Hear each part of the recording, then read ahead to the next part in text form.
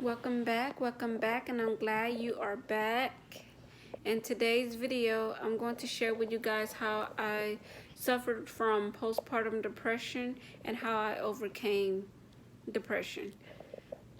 In the beginning, after I gave birth with Isaac, I didn't notice the signs until like I was at home for about a week or so.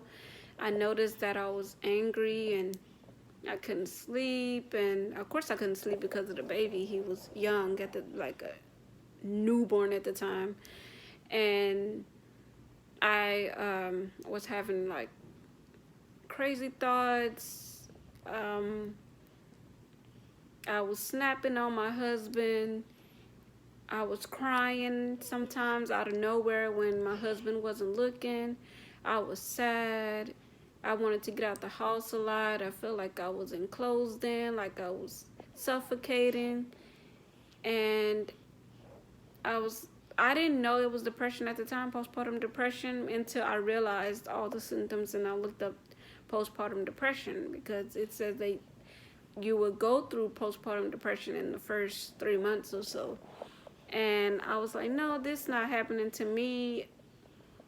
I was in denial. I couldn't accept that I was going through that. I didn't really talk to anybody about it.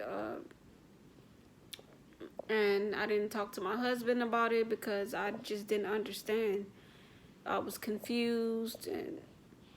But now, after about the 4th month or so, I began to feel better, and I began to get a lot of sleep and take better care of myself while trying to take care of an infant. So I just want whoever out there that's suffering from postpartum depression, I just want you to know that you are not alone, because there are so many women that suffer from postpartum depression. It doesn't matter how many children they gave birth to. It doesn't matter if they have everything in order, if they have supportive family members or a spouse. You still can suffer from postpartum depression. And I want to bring an awareness that don't deny the signs that you are depressed.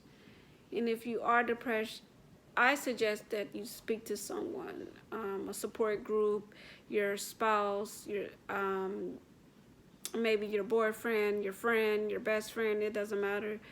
You speak to someone about it. Don't just suffer alone internally, because you will drive yourself crazy, pretty much. You would definitely drive yourself crazy, and I almost did. I'm not gonna lie, I almost went crazy. And what really kept me insane was how loving my husband was to me, and Isaac. Isaac and my husband is what kept me sane. And what kept my mind busy is taking care of Isaac. And my husband just showing me nothing but love and support, and asking me if I'm okay every day, and do I need anything, and helping me with Isaac. That made me feel so much better, and made me feel like I'm not alone. Being a first-time parent, and it was just a lot that I was suffering with. I didn't think that nothing was wrong until I started having those crazy thoughts. Like, it was scary. I don't think I should say what those thoughts were, but all I know is they weren't good at all.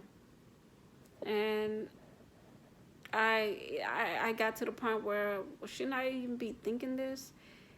I just felt alone and lost, even though I had my husband and my best friend and my mother-in-law and my mother and my sisters and even though I had them, I just still felt alone.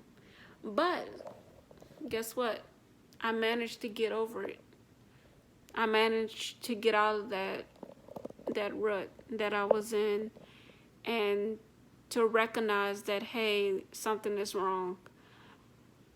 So I just wanted to share my story with you guys, because I just think that it's important that everyone should, well, whoever's going through it should not feel alone in this. And even though, like, it's normal. I was told by my doctor that it's normal. You may experience some symptoms, and you may not feel all of them. You may feel some, but just as long as you don't let it linger too long, because it gets to the point where you put yourself or your family in jeopardy, and you don't want to do that. So I advise that if you need some help, get help. And being in denial about it it's not okay. I'm not going to say that it's foolish, because it's really not, because anybody can be in denial about pretty much anything that they're going through. As you can see, my baby is sleeping. He went right to sleep. This is his like second or third nap of today, hopefully. But if anybody have any questions or concerns, just reach out to me, and I don't mind answering your questions, and I don't mind giving the advice and share my experiences with you guys. So if you guys want to see anything else that you like for me to share or talk about, just let me know, and I don't mind doing so. Because if there's any advice that I can give or help anybody out there so that they won't feel alone, I would definitely share any experiences that I have. And so just let me know in the comment section down below. Don't forget to like, comment, and subscribe, and turn your notifications on if you want to see any more videos of me and Isaac and my husband, of course, and some family members. Just let me know. Thank you for watching. Bye.